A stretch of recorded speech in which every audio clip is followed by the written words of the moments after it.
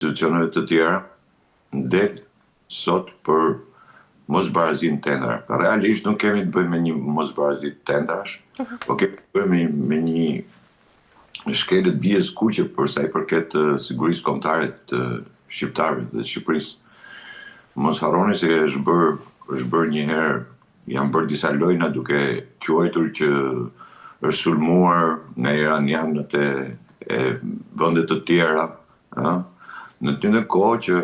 ato lloj sulmesh janë bërë po vetë nga këta persona, të cilët i kanë nxjerrë të dhënat dhe për të bërë atë grabitjen e madhe, sepse janë tendra të cilët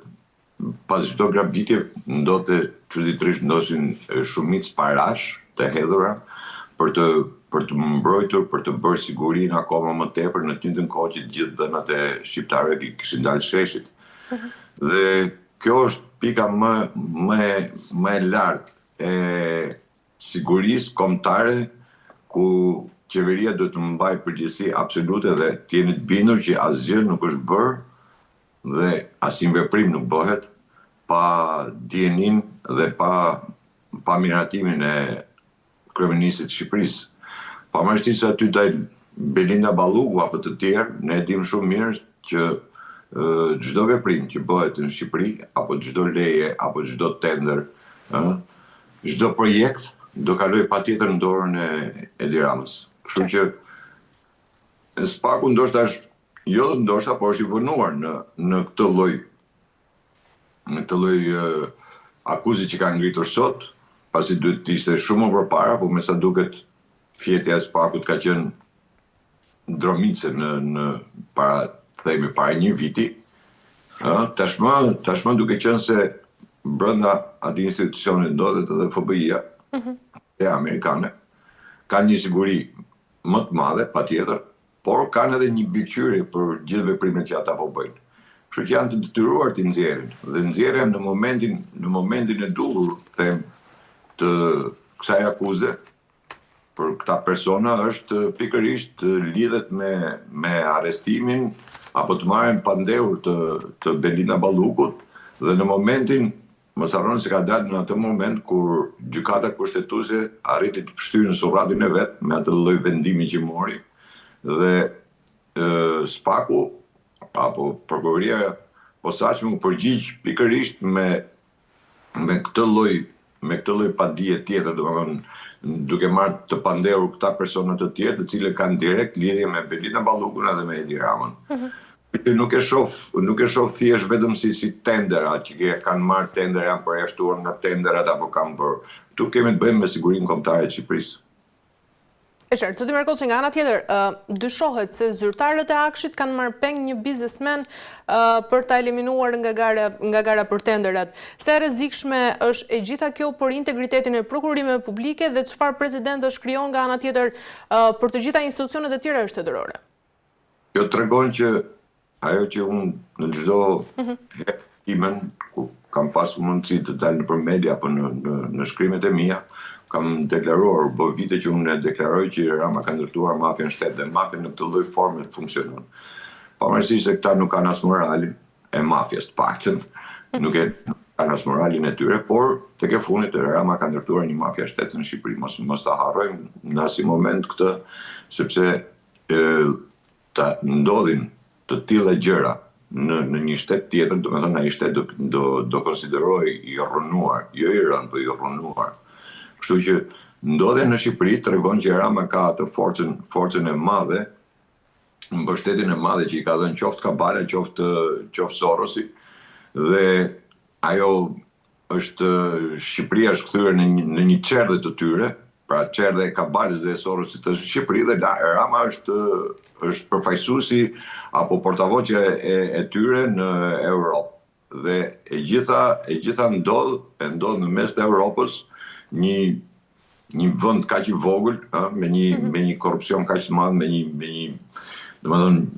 me një shtet e ka kaluar të gjitha kufit e shteteve e asaj që është shteti ligjor, shteti së drejtës, dhe tashmë ky e ka kthyer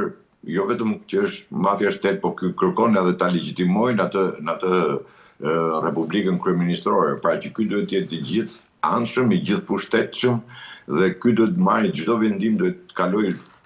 vetëm nëpërmjet duart vitit, qoftë vendimet që mund marrë spagu për arrestime, apo qoftë edhe vendimet e gjykatave. Tashmë ne kemi parë se si ka vepruar ky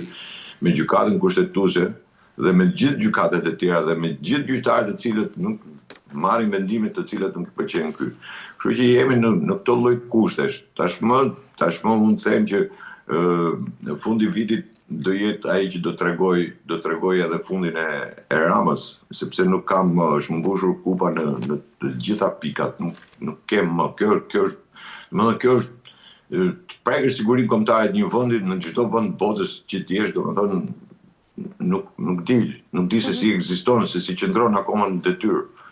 në këtë lloj skandalesh. Tash nuk është vetëm Belinda Balluku apo personat e tjerë, sepse të gjithë që janë fijet, të gjitha çojnë tek kryeministri në asnjë vend tjetër.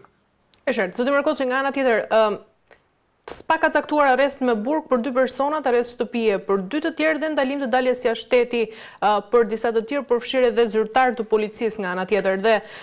si e vlerësoni të gjithë zgjedhjen e masave të sigurisë në këtë rast, dhe mendohet se do të jenë sigurisht efektive për të garantuar këtu vijimin e hetimeve pa ndikime politike, por jo vetëm në këtë rast, edhe në rastin e zonjës Balluku?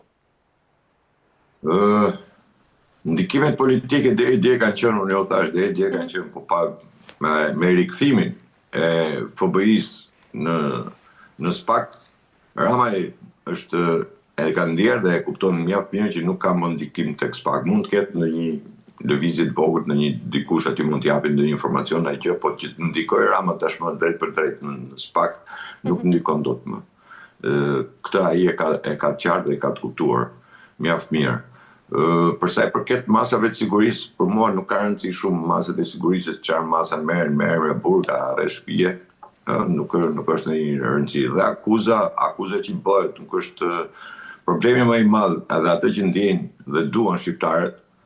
është problemi a do konfiskohen pasuritë e tyre, se kanë pasuri marramëndse, milionëshe, miliardëshe, kanë kalu domethënë kufit e imagjinatës së një personi që mund bëhet kaq i pasur brenda një periudhe kaq të shkurtër. Dhe unë përsa i përket akuzës që kanë ngritur dhe akuzave që janë në vazhdimësi, do të shohim se a do jenë vërtet këto lloj akuza që unë besoj që tashmë do jenë reale dhe nuk do ndodhin ato shpërdorimet e detyrës që bënte dikur SPAK-u, që i merrte dhe i dënonte me 1 vit, me 2 vit për shpërdorim detyre. Jo më kot pa ta kërkuar atëherë dhe kam kërkuar publikisht edhe kur u bë reforma në drejtësi që të hiqesh neni i shpërdorimit detyrës, se nuk mund quhet shpërdorim detyre kur ti vjedh një tender me 100 milion, 50 milion, 200 milion euro edhe ti apo miliardë, se këta kanë shkuar ke miliardat, dhe të dënohesh për shpërdorim detyre. Tashmë unë them se SPAK-u tashmë ka marrë një rrugë tjetër, ka marrë një hovë tjetër, po ta veni re këto vitet pas rikthimit të FBI-s në zyrat e SPAK-ut, atë që Dumani deklaroi në parlament që kemi një bashkëpunim dhe një ndërthurje të veprimeve tona me FBI dhe me DEA-n amerikane. Kështu që vetëm kjo mund ta zbërthej, domethënë këtë mafia shtet që është ndërtuar nga kryeministri i Shqipërisë. Nuk besoj se do të ngelemi tek ajo pjesa që të shpresojmë se çfarë do vendosë gjykata apo çfarë masë sigurie do jepet për Ballukun apo për personat e tjerë, nuk ka rëndësi fare masë sigurisë. Masë sigurisë është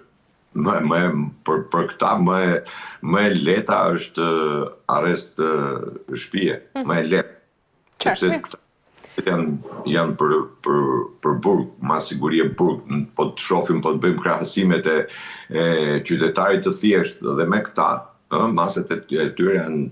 edhe qesharake, sepse për një cigare hashash, për diçka shumë të vogël, apo pse ke lidh dritat e korrendit i ke lidh se s'ke pagu ato faturat, vjen arrest me burg direkt, prokurori vjen në sallë gjykatës me masën e sigurisë arrest me burg, për çdo lloj veprimi që të bësh, gjëja e parë e prokurorit është arrest me burg. Dhe